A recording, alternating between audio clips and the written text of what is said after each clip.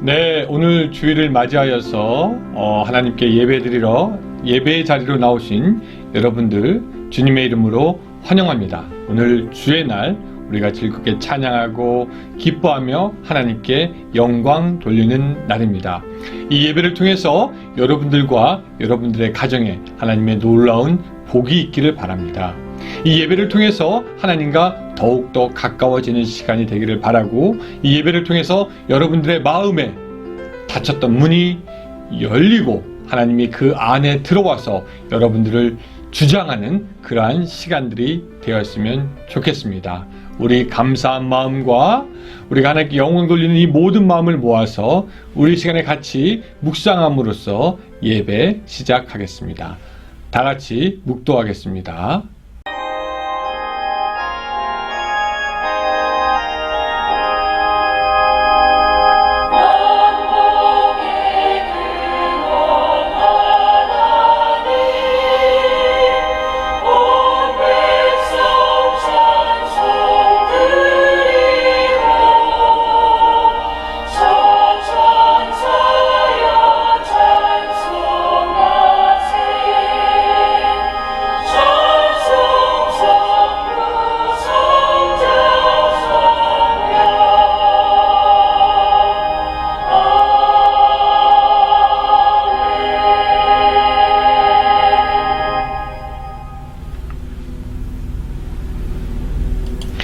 이 시간에 우리 다 같이 찬양하겠습니다.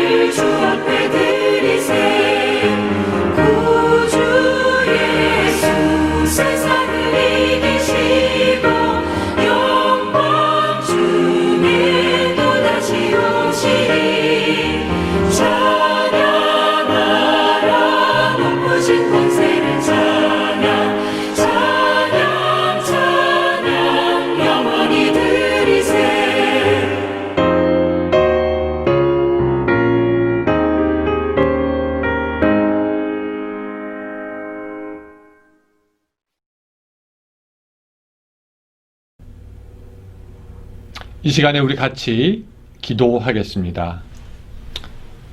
하나님, 오늘이 주일, 하나님의 거룩한 날, 사랑하는 주의 백성들이 같이 자리에 모여서 하나님을 예배합니다.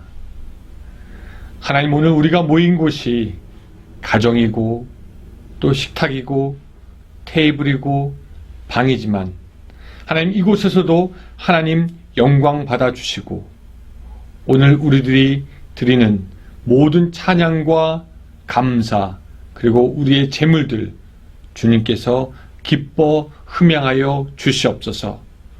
우리가 비록 같이 모여서 예배 드리지는 못하지만 예수님께서 친히 말씀하신 바 두세 사람이 내 이름으로 있는 곳에 내가 너희와 함께 하겠다라는 말씀처럼 오늘 우리와 함께 하여 주시고 이 예배를 통해서 우리가 더욱 하나님의 자녀가 됨을 깨닫는 시간 될 수 있도록 주여 도와주시옵소서. 이 시간에 아버지의 이름을 영화롭게 하기 원합니다. 하나님의 이름을 찬양하기 원합니다. 우리의 기쁨과 감사가 제사되어 하나님께 올려드리는 영광의 제사가 되기 원하오니 주여 받아 주시옵소서. 이 예배 시간에 하나님, 우리가 집에서 드린다고 해서 우리의 마음이 흐트러지지 않도록 주여 도와주시고 마음을 올곧게 하나님 앞에 온전하게 세는 이런 귀한 예배 될 수 있도록 주여 도와주시옵소서. 하나님, 이 예배 시간에도 주님께서 성령의 기름을 부어 주셔서 하나님, 육신의 약한 자와 하나님 마음의 병든 자가 회복 얻는 시간 될 수 있도록 주여 도와주시고 하나님의 지도와 하나님의 갈 길에 인도받기 원하는 자가 그 길을 알아서 갈 수 있는 시간 될 수 있도록 주여 도와주시옵소서. 염려와 두려움과 걱정 가운데 있는 사람들에게 함께하여 주셔서 주님이 이 예배가 평안의 예배가 될 수 있도록 주여 도와주시되 부활 후에 예수님께서 제자들에게 나타나셨던 것 같은 그런 예배가 될 수 있도록 주여 하나님 도와주시옵소서. 하나님, 아직도 어둠 속에서 자는 자들에게는 예수 그리스도의 비전의 빛이 비춰지는 그런 예배 될 수 있도록 도와주시고 말씀을 사모하는 모든 자들에게는 말씀을 새롭게 깨닫는 그런 귀한 예배 시간이 될 수 있도록 주여 도와주시옵소서. 하나님, 이 예배 드리면서 하나님, 우리의 걱정과 근심과 모든 염려까지도 주께 갖고 가오니 주님 들으시고 주님 해결하여 주시고 하나님이 과연 놀라운 이 세상의 하나님이심을 우리로 알 수 있도록 주여 도와주시옵소서. 아직도 코로나로 인하여서 하나님 아버지 전 세계가 위험 가운데 있습니다. 하나님, 이 미국은 하나님 아버지 선거의 문제로 하나님 여러 가지가 시끄러운 상태가 되었습니다.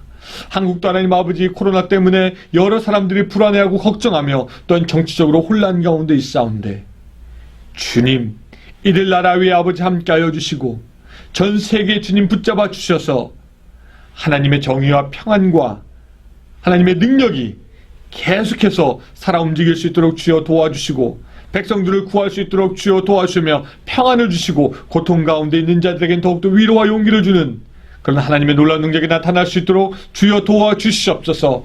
하나님, 한국을 붙잡아 주시옵소서. 미국을 붙잡아 주시옵소서. 이 전 세계를 주님께서 붙잡아 주셔서 하나님의 영광만이 나타날 수 있도록 주여 도와주시옵소서. 하나님이 미국 땅에 있는 우리 한인들을 위해서 기도할 때 우리의 한인들이 이 어려운 때 믿음으로 각성할 수 있도록 주여 도와주시고 예수 그리스도께서 우리에게 무엇을 원하시는지 깊이 깨달아 알 수 있도록 주여 도와주시며 주님과 동행함으로 이 이방 땅에서 예수 그리스도의 믿음의 제사장 되는 그런 한민족이 될 수 있도록 주님께서 함께하여 주시옵소서. 하나님, 또한 남가주 은혜롭게 주님 사용하여 주시길 원합니다.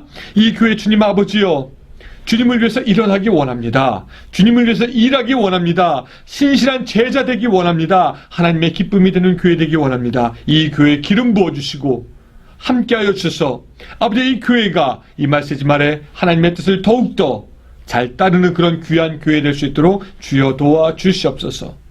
주님이 이 예배가 우리가 항상 드리는 예배처럼 되지 않도록 주여 도와주시고 우리의 신령과 진정으로 온 마음을 다해서 하나님께 드리는 제사 될 수 있도록 주여 도와주시며 하나님은 이 예배 받아주시고 우리에게 긍휼을 더욱더 베풀어 주시옵소서.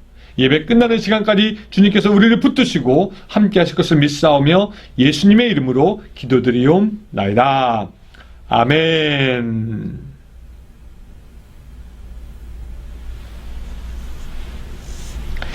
네, 이 시간 우리 같이 말씀 보겠습니다. 말씀은 열왕기상 4장 20절부터 28절이고요. 또 5장 1절과 12절 두 절의 말씀입니다. 우리 여러분 성경책 다 가지고 오시기 바랍니다.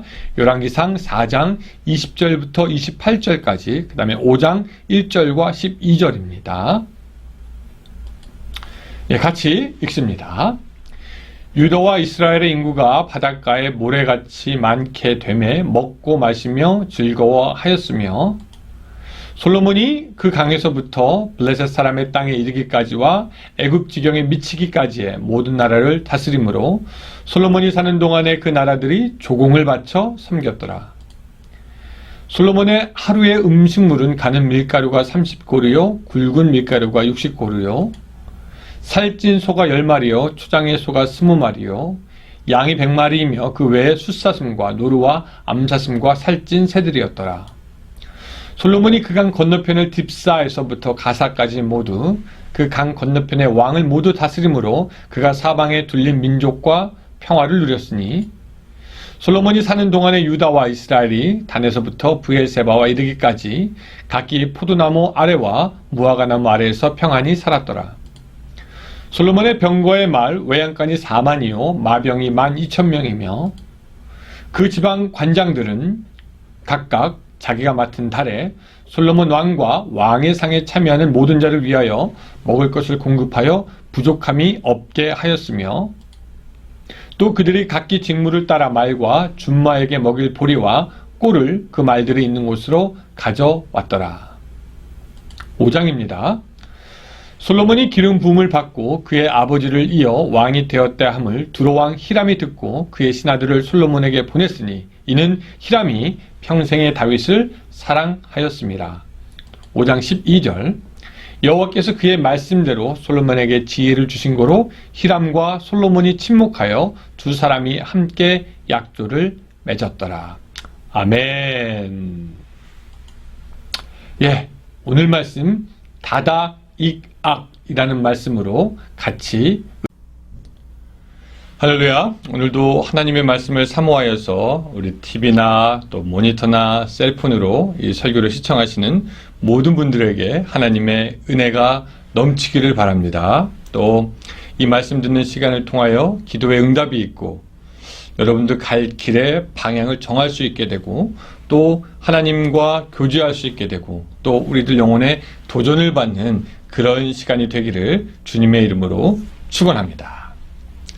우리가 가끔 쓰는 말 중에는 다다익선이라는 말이 있습니다. 이 다다익선이라는 말은 중국의 한신이라는 장수가 나에게는 병사가 많으면 많을수록 좋습니다 라고 말한 데서 유래한 말입니다. 많으면 많을수록 좋다. 여러분들은 어떻게 생각하십니까? 많으면 많을수록 좋다고 생각하십니까? 어떠십니까? 많으면 많을수록 좋을 것 같기는 합니다. 100불보다 200불이 당연히 좋을 것 같고 집에 차 하나 있는 것보다 2대가 좋을 것 같다라는 생각이 들고요. 집도 하나 있는 것보다는 2개 있는 게 더 좋지 않겠습니까? 정 필요 없으면 버리거나 줘버리면 되니까 다다익선 아닙니까? 라고 보통의 사람들은 다다익선을 좋아하죠. 그래서 무엇인가 더 가지고 싶어 하는 것이 우리 인간의 본성인지도 모르겠습니다. 그렇게 많이 있는데 뭘 더 그렇게 가지려고 하십니까? 그러면은 보통 내가 좀 갖고 있어야지 남도 도울 수 있잖아요. 곳간에서 인심 나는 거 아닙니까? 그렇게 말을 하죠. 이 설득력이 있는 말이긴 합니다. 그런데 여러분, 성경도 다다익선을 좋아할까요? 이 성경은 여러분들 읽어보면 읽어볼수록 왠지 다다익선을 별로 좋아하지 않는 것 같습니다. 우리가 알지만 예수님은 한 부자의 이야기를 이야기하시잖아요. 한 부자가 그 밭에 이렇게 소출이 풍성해가지고 이제 마음에 이렇게 생각합니다. 내가 곡식 쌓아둘 곳이 없는데 이거 어떻게 해야 되나? 그래, 그럼 내가 내 곡간을 헐고 더 크게 짓고 모든 곡식과 물건을 걷다 쌓아두자. 그리고 또 자기 영혼에게 스스로 얘기합니다. 내 영혼아, 여러 해 쓸 물건을 많이 쌓아두었으니 평안히 쉬고 먹고 마시고 즐거워하자. 그때 하나님이 나타나십니다. 말씀하십니다. 어리석은 자여, 오늘 밤 내 영혼을 도로 찾으리니 내 것이 네 것이 되겠느냐라고 이야기하는 것이 있습니다. 많이 쌓아놓고 더 많이 갖는 것에 성경은 그다지 의미를 두고 있지 않습니다. 오히려 하나님이 부르실 때 너는 어떤 모습이냐, 너는 어떻게 하겠느냐에 성경은 더 관심이 많은 것을 우리가 알 수가 있습니다. 전도서 5장 10절에는 이런 말씀이 있습니다. 돈 좋아하는 사람은 돈이 아무리 많아도 만족하지 못하고 부를 좋아하는 사람은 아무리 많이 벌어도 만족하지 못하니 돈을 많이 버는 것도 헛되다. 그러니까 많이 가지고 있어봐야 만족도 못하고 항상 더 그렇게 갈증을 느끼니 결국 다다익선도 헛된 것이라고 말하는 듯합니다. 그리고 우리가 잘 아는 구절 있잖아요. 야고보서 1장 15절. 이것은 다다익선이라는 마음의 자세에 대해서 더욱 부정적으로 경고하고 있습니다. 욕심이 잉태한 즉 죄를 낳고 죄가 장성한 즉 사망을 낳으니라. 이쯤 되면은 성경은 무엇을 더 가지려고 하는 것에 대해서 부정적인 모습을 우리에게 보여주고 있다는 것을 알 수가 있습니다. 오늘 본문을 보면은요, 이제 오늘 본문은 열왕기상 4장과 5장을 같이 다룰 텐데, 이 솔로몬의 부는 점점 많아집니다. 또 그의 권세는 점점 커집니다. 또 그의 나라는 점점 부강하여집니다. 게다가 30절에 보면은 그의 지혜도 점점 출중해지는 것을 보게 됩니다. 20절에 보면은 어떤 구절이 있냐면요. 자, 4장 20절에 보면은 유다와 이스라엘의 인구가 바닷가의 모래와 같이 많게 되며 먹고 마시고 즐거워하였으며 라고 하면서 그 당시에는 그 인구가 국력을 가늠해 볼 수 있는 척도였으니까 그의 나라가 강해지고 있다는 것을 우리가 한눈에 보고 알 수 있고요. 21절 솔로몬이 그 강에서부터 블레셋 사람의 땅에 이르기까지와 애굽 지경에 미치기까지 모든 나라를 다스림으로 솔로몬이 사는 동안에 그 나라들이 조공을 바쳐 섬겼더라 라고 하면서 이 솔로몬이 그 지역의 패권을 차지하는 갑이 되고 있다는 것을 우리가 볼 수가 있습니다. 그리고 22절, 23절 계속 읽어보면은 이 상상하기 힘든 많은 분량의 음식들이 솔로몬과 그의 사람들을 위해서 소비되는 것을 보면서 야, 참 솔로몬이 정말로 그 부유하구나라는 것을 우리가 알게 됩니다. 또 24절에 보면은요. 솔로몬이 그강 건너편을 딥사에서부터 가사까지 모두 그강 건너편의 왕을 모두 다스리니 그가 사방에 둘린 만족과 평화를 누렸으니 라고 하면서 이른바 태평성대 시대가 열렸다라고 볼 수가 있습니다. 뿐만 아니라 세상의 사람들이 솔로몬을 부러워하고 솔로몬으로부터 배우려고 모여드는 것을 우리가 보게 됩니다. 그리고 또 우리가 이제 5장을 보면 알겠지만 솔로몬은 이제 당시에 자기가 가지고 있던 부와 권세를 이용해서 하나님의 성전 짓는 것을 본격적으로 준비합니다. 이스라엘이 솔로몬의 이전과 이후를 통틀어서 아마 가장 열강으로 해같이 떠오르던 때가 아닌가 생각해 볼 수가 있습니다. 그 부와 명성을 즐기는 솔로몬의 때. 그런데 그럼에도 불구하고 솔로몬은 4장에서 보면요, 여전히 믿음이 없는 연약한 모습을 우리에게 보여주는 것을 알 수가 있습니다. 26절로 한번 가보면요, 이런 말씀이 있습니다. 자, 제가 읽어드릴게요. 솔로몬의 병거의 말 외양간이 4만이요 마병이 12,000명이며 라고 말씀하고 있습니다.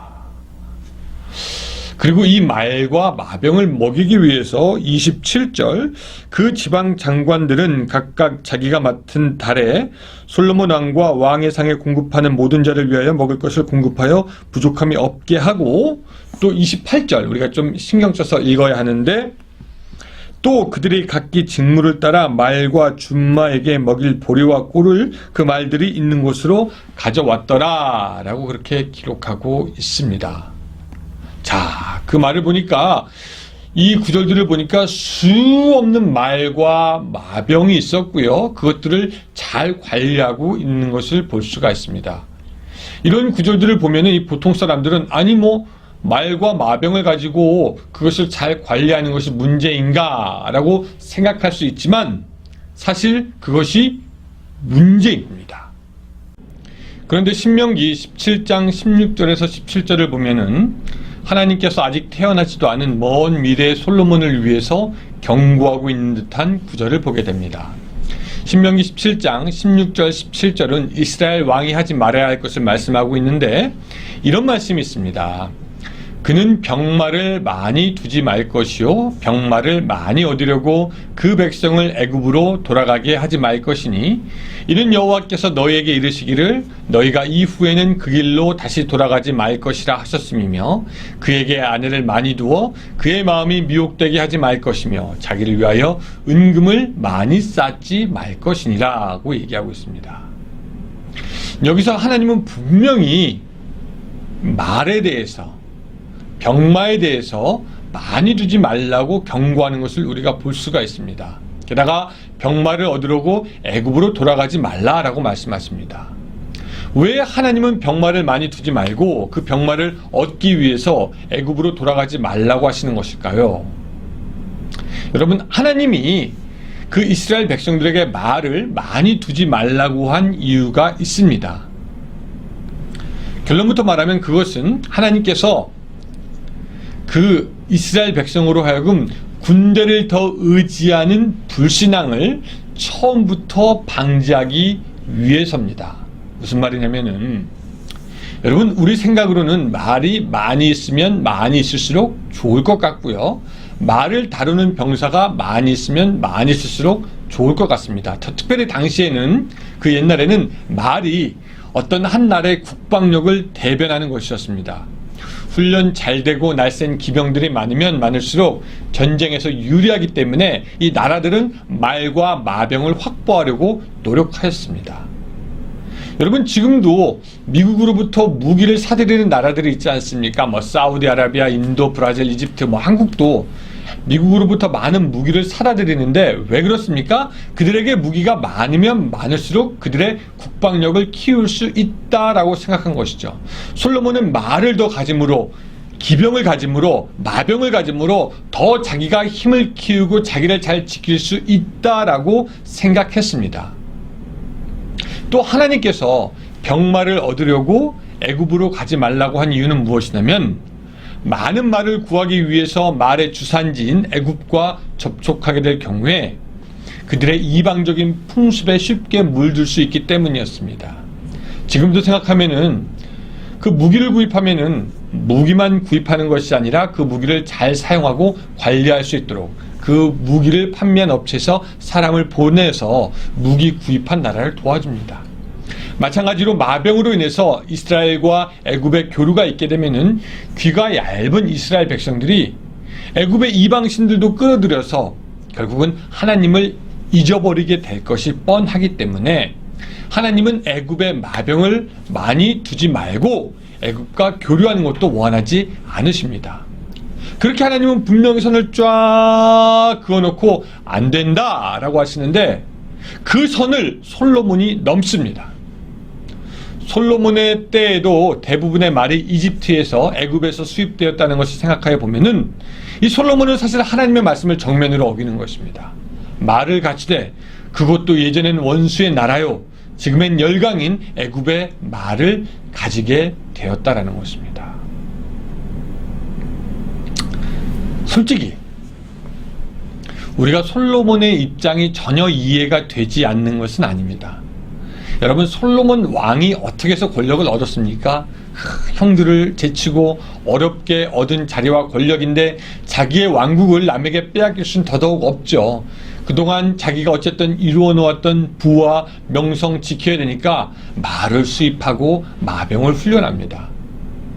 솔로몬은 당시의 강국인 애굽의 말과 기마수를 가지고 군대를 키워서 강대국의 면모를 보이고 싶었던 것이죠. 솔로몬은 하나님의 명령을 잊어버린 건지 아니면 고의로 무시한 건지 아니면 그의 지혜가 잘못된 건지 애굽의 말을 끌어들여서 자기의 세력을 키우고 강한 군대를 만들어갑니다. 이스라엘은 사실 홍해 앞에서 애굽의 병사들과 그들의 말을 그렇게 무서워하고 두려워했는데, 이제는 자신들이 그 두려워했던 애굽의 군대를 자신들이 이제 받아들여서 애굽 군대처럼 자기의 군대도 만들고 있는 것이죠. 솔로몬은 애굽의 공주만 데리고 나온 것이 아니라 이제는 애굽의 군대를 따라가고 있었습니다. 그런데 하나님은 그것을 기뻐하지 않으십니다. 하나님은 이스라엘이 하나님을 의지하기를 원하시죠. 하나님의 얼굴을 구하기를 원했습니다. 이스라엘이 세상의 나라로서 힘과 권력으로 세워지는 나라가 아니라 거룩과 성결로 세워지는 하나님의 나라가 되기 원했습니다. 그래서 하나님은 애굽의 말들을 원하지 않으십니다. 그런데 여러분, 솔로몬의 이런 행동은 오늘 우리에게도 이러면 안 된다라는 가르침을 주고 있습니다. 여러분, 우리도 안정감을 찾기 원하고 나의 것을 지키기 원하고 내가 세력을 갖기 원합니다.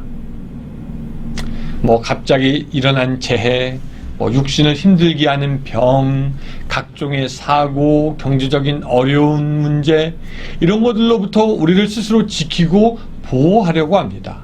그래서 전문가도 만나고 보험도 들고 무엇인가 개런티가 되는 것을 원합니다. 물건 살 때도 라이프타임 개런티라는 말을 들으면 조금 안심이 되는 것 같고, 비싼 물건을 살 때는 프로텍션 플랜이 있는지 꼼꼼히 보기도 하고, 이거 전액 환불해줘요. 그러면 또 조금 더 신뢰가 가기도 하고 그것을 선택하기도 합니다.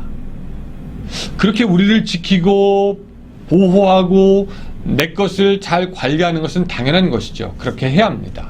우리는 합리성과 상식선에서 우리의 소유에 해가 가지 않도록 지킵니다. 근데 문제는 뭐냐면은, 우리는 가끔 우리가 우리를 지킨다라고 생각한 나머지 우리를 정말 지키시는 그 하나님을 까맣게 잊어버린다라는 것입니다. 우리를 진정 지키시고 보호하시는 분은 하나님이신데, 사실 우리는 세상의 기술과 과학을 더 믿으려는 경향이 있고, 전문가라는 사람을 더 신뢰하는 경향이 있고, 우리의 소유와 재능을 더 의지하고 어떤 프로그램이나 시스템에 기대는 경향이 있는 것이 문제입니다. 하나님을 사랑하고 의지한다고 말은 하지만 정작 우리는 세상의 것에 우리가 의지하는 모습을 보인다라는 것이죠. 마치 솔로몬이 하나님을 사랑한다라고는 하지만 애굽과 손잡으면서 애굽을 의지하고 애굽의 마병을 끌어들여서 자기를 지키려고 하고 하나님을 온전히 의지하지 않았던 것처럼, 또 이스라엘이 하나님을 사랑한다고 하면서 여전히 이스라엘 사람들이 자기 손으로 만든 우상을 믿고 그 우상 앞에서 비는 것처럼, 우리는 우리의 눈으로 보이는 것, 우리의 손으로 만들어 놓은 것을 보면서 하나님을 온전히 의지하지 않는다는 것이 우리의 문제입니다. 솔로몬, 하나님을 사랑했습니다. 그러나 하나님을 의지하지 않았습니다. 우리도 하나님을 사랑한다라고 하지만 과연 우리가 하나님을 온전히 의지하고 있는가? 이것은 또 다른 문제가 됩니다. 여러분, 아플 때 기도로만 낫는다고 하고 병원에 끝까지 안 가고 버티는 것은 광신이고요. 병원만 가면 다 될 것이다 라고 믿는 것은 불신입니다. 솔로몬은 병마를 가짐으로 그의 불신을 보였던 것이죠. 그렇다면 여러분들은 그 광신과 불신 그 중간 어디쯤에 있습니까? 오늘 사랑하는 여러분들이 진정으로 신뢰하는 것은 무엇입니까? 사람의 손으로 만들어 놓고 사람의 눈에 보이는 것, 애굽의 마병들입니까? 아니면 보이지 않고 영원하신 우리 하나님의 손을 더욱더 의지하십니까? 사랑하는 여러분들이 솔로몬이 걸었던 잘못된 길로 가지 않고 오히려 하나님을 의뢰하고 신뢰함으로 하나님의 손의 도움으로 세움을 받는 여러분들의 인생과 가정이 되시기를 주님의 이름으로 축원합니다. 솔로몬은 이제 5장에서 보면은 성전 건축을 본격적으로 준비합니다. 이른바 성전 프로젝트가 시작된 것이죠. 성경에서는 이 성전 건축의 주도권이 솔로몬에게 있지 아니하고 하나님께서 일을 시작하신 것을 알려주기 위해서 열왕기서 5장에서는 솔로몬의 성전 건축을 이야기하면서 두로라는 나라의 왕 히람에 대해서 먼저 이야기를 합니다. 그래서 5장 1절은 어떻게 시작하고 있냐면요. 자, 제가 읽어드릴게요. 솔로몬이 기름 부음을 받고 그의 아버지를 이어 왕이 되었다 함을 두로왕 히람이 듣고 그의 신하들을 솔로몬에게 보냈으니 이는 히람이 평생에 다윗을 사랑하였습니다 라고 말하면서 히람이 솔로몬에게 왕이 된 것을 축하한다고 사절단을 보내는 것으로 이야기가 시작합니다.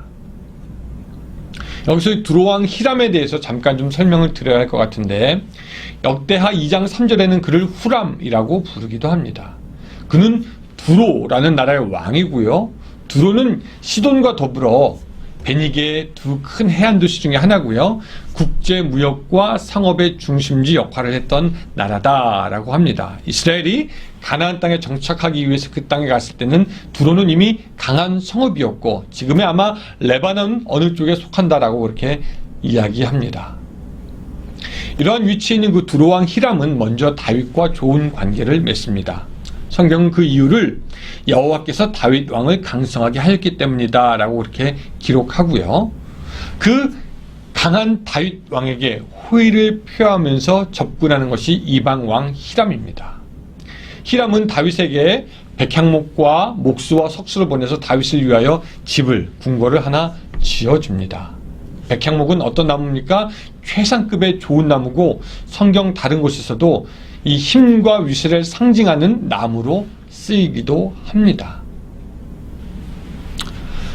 그런 사실들을 미루어 볼 때 오늘 본문 5장 1절에서 히람이 다윗을 평생에 사랑하였다라는 말을 보면 이해가 됩니다. 그랬을 것 같아요. 근데 그런 그 히람의 호의는 다윗에게서부터 솔로몬으로 이르게 되고 솔로몬은 이에 힘을 얻어서 히람에게 다시 사랑을 보내서 아버지 다윗의 평생의 수건이었던 성전 건축을 하려고 하니까 도와주시오 라고 이렇게 이야기를 하고 그것이 6절의 말씀입니다. 그 말을 듣고 안 그래도 다윗을 좋아하던 히람이 다윗이 하겠다고 하던 것인데 그의 아들이 한다고 하니까 기뻐하면서 도와줍니다.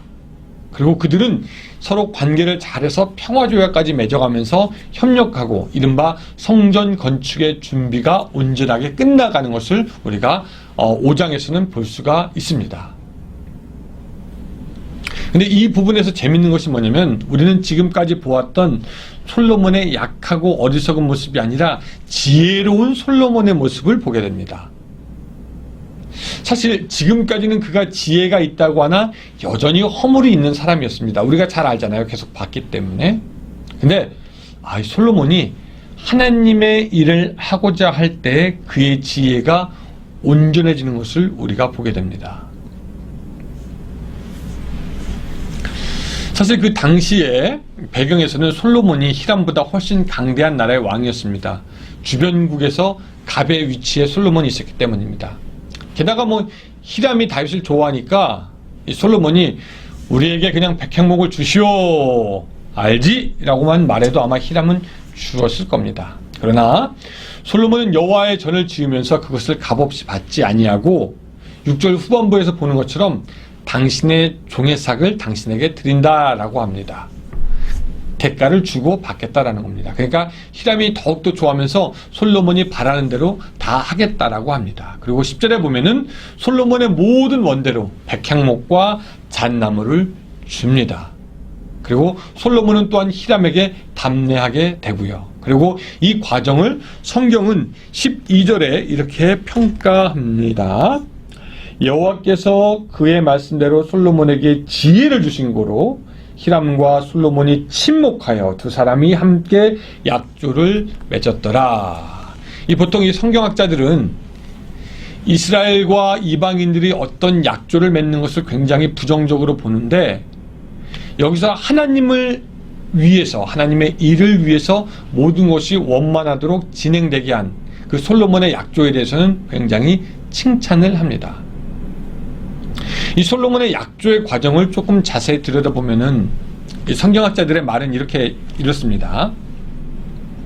솔로몬이 자신의 나라보다 힘이 약한 나라의 왕을 신사적으로 대해요, 굉장히. 그리고 주위의 나라들과 조화를 이루어가면서 하나님의 전을 만드는 것이 참 좋은 시도였고 이것이 귀한 지혜였다. 그래서 솔로몬의 칭찬에 인색했던 이 성경학자들은 하나님의 전을 세워가면서 주위의 평화를 만들어가는 솔로몬의 지혜가 아주 멋있다라고 이야기합니다. 근데 이런 모습은 하나님의 백성들이 주위의 이방 백성들과, 즉 믿지 않는 사람들과 어떤 관계를 맺으면서 살아가야 하는지 오늘 우리에게도 알려줍니다. 오늘날에 이르러서 이 교회가 이 세상의 사람들과 어떤 관계를 유지해야 하는가 우리에게 알게 하여 주는 것이죠. 여러분, 하나님의 백성들은 이 세상에서 살아가는 동안 세상의 사람들과 조화를 이루어 평화를 만들어가야 합니다. 한층 더 나아가서 예수님은 우리에게 빛과 소금의 역할을 감당해야 된다라고 말씀하십니다. 이 솔로몬의 이야기를 5장에서 쭉 보면서 저는 몇몇 교회들이 생각이 났습니다. 어떤 교회는 성전을 건축하거나 교육관을 증축하거나 선교관을 리모델링하고 주차장을 늘리면서 주위의 사람들의 반대를 당하는 경우가 종종 있습니다. 그런데 어떤 교회들은 왜 법적으로 우리가 문제가 없는데 그러냐 하고 주민들을 아랑곳하지 않고 그들의 뜻을 밀어붙이기도 합니다. 그래도 반면에 어떤 교회들은 지역 주민들과 같이 이야기하면서 교회 시설을 주민들에게 위해서 개방하면서 주민들과 같이 살아가려는 노력을 합니다. 어떤 교회들은 주위의 반대를 무릅쓰고 무리하게 건축 프로젝트를 진행하다가 결국 법원까지 가서 싸우기도 하고 엄청난 돈을 다시 벌금으로 내기도 하고, 하지만 또 어떤 교회들은 교회 내 카페를 만들어서 주위의 사람들이 와서 편안하게 있다가 가도록 하기도 합니다.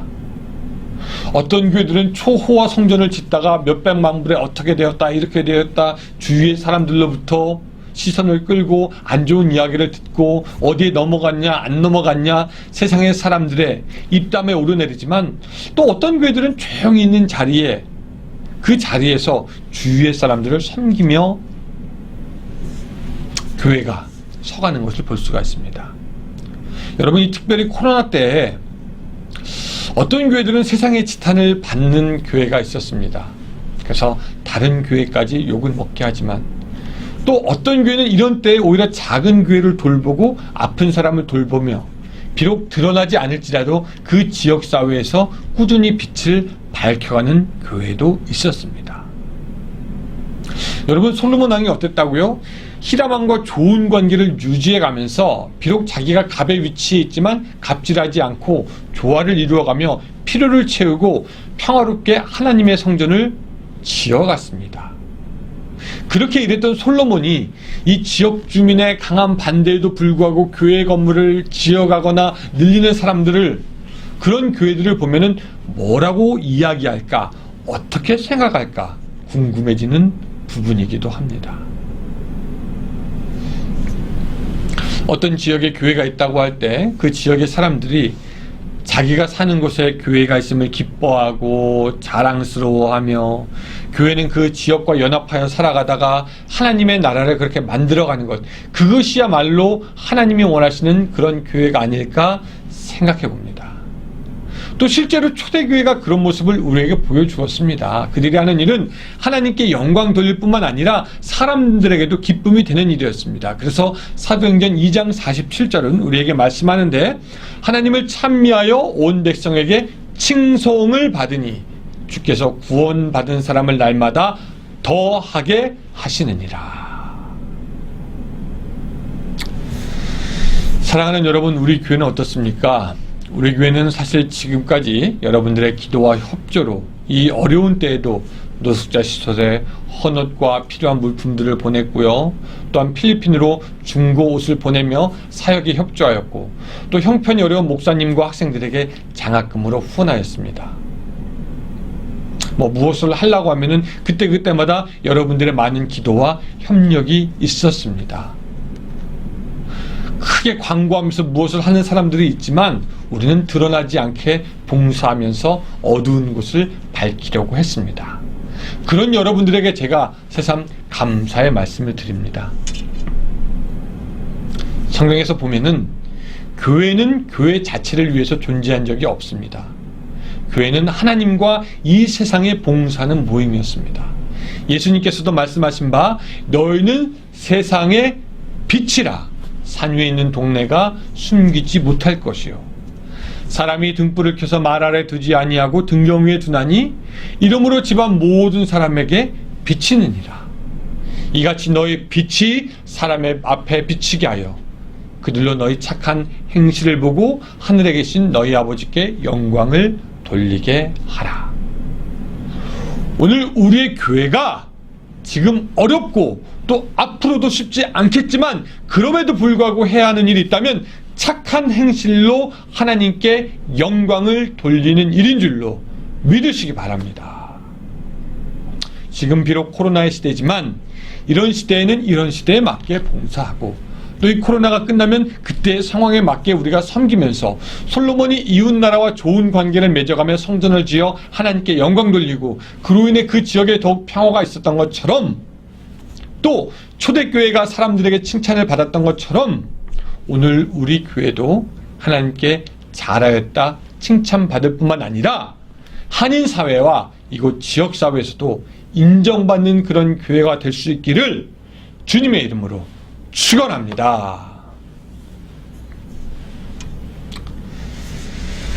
오늘까지 솔로몬의 행적들을 쭉 보면서 우리는 다시 한번 진짜 하나님이 하신다라는 것을 깨닫게 됩니다.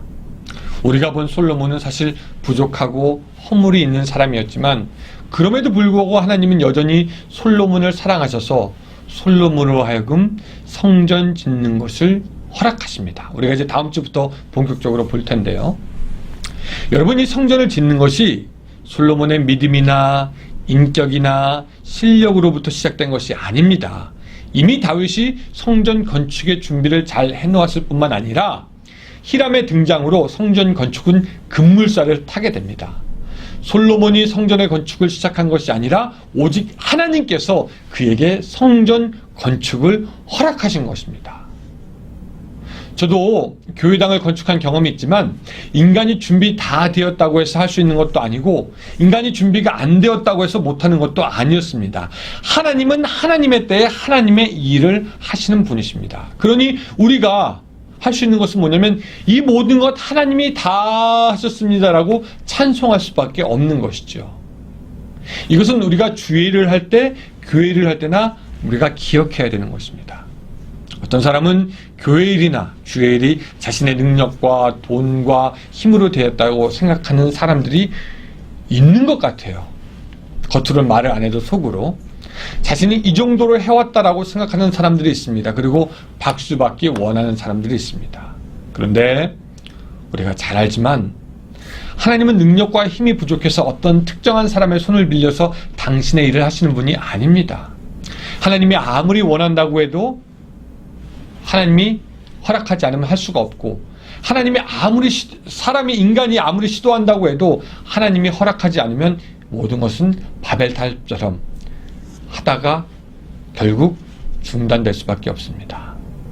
그래서 이것을 아는 사람은 사실 교회를 할 때나 주일을 할 때 극히 겸손합니다. 왜냐하면 하나님이 처음부터 시작하시고 하나님이 끝까지 일을 주장하시는 것을 아시기 때문입니다.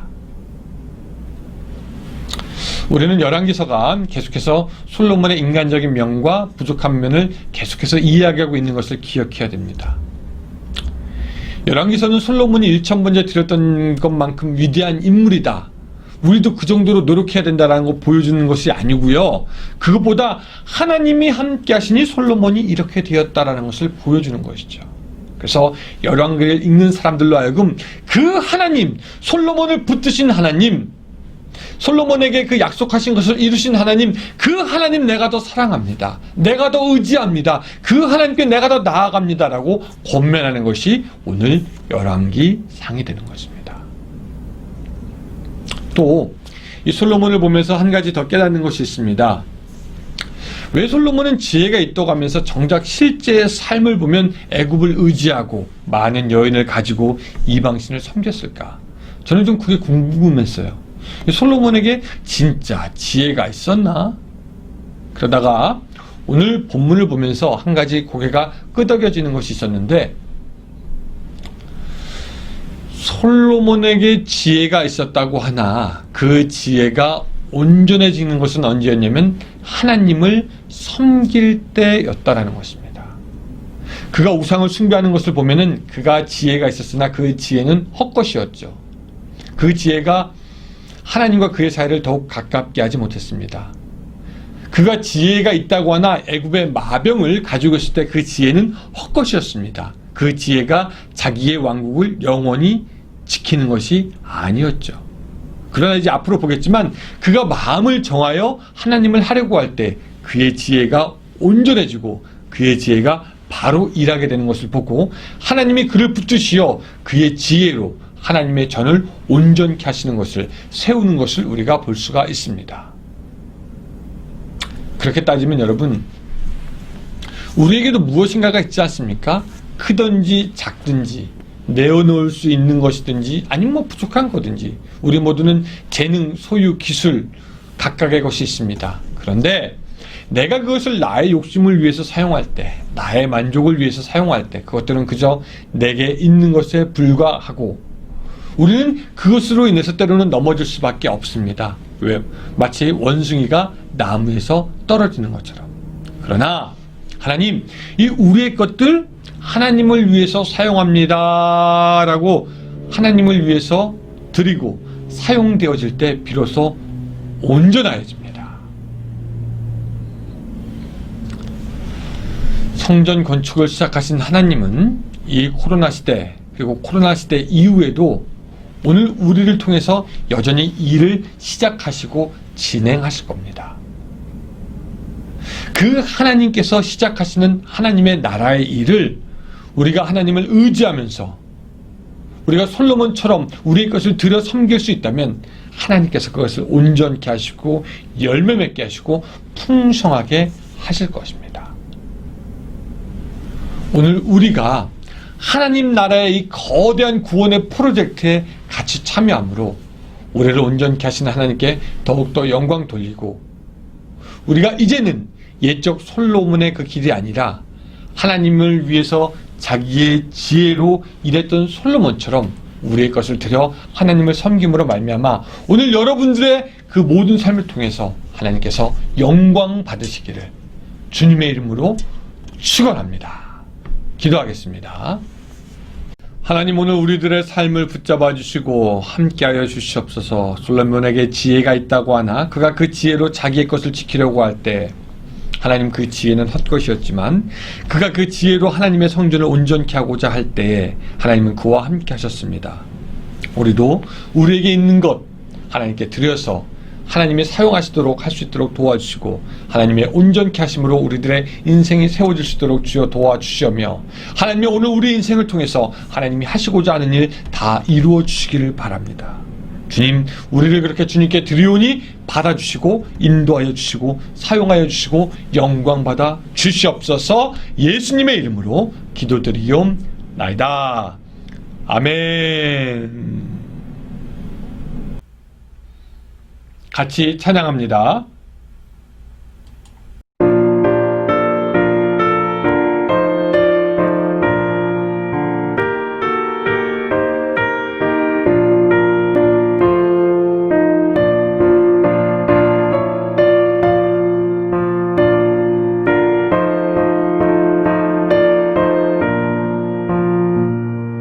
주님의 마음을 못 만난 자 그 맘에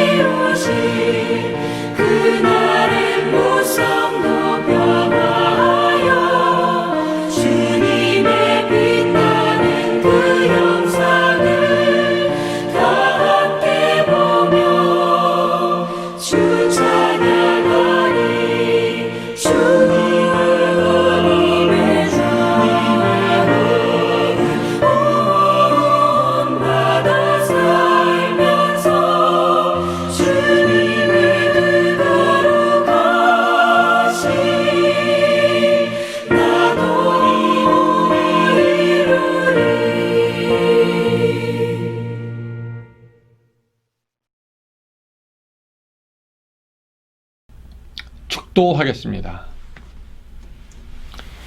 이제는 우리 구주 예수 그리스도의 은혜와 하나님의 극진하신 사랑과 성령님의 감화 감동하심이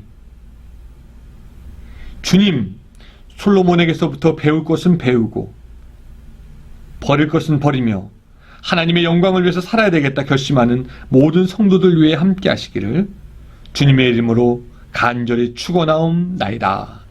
아멘.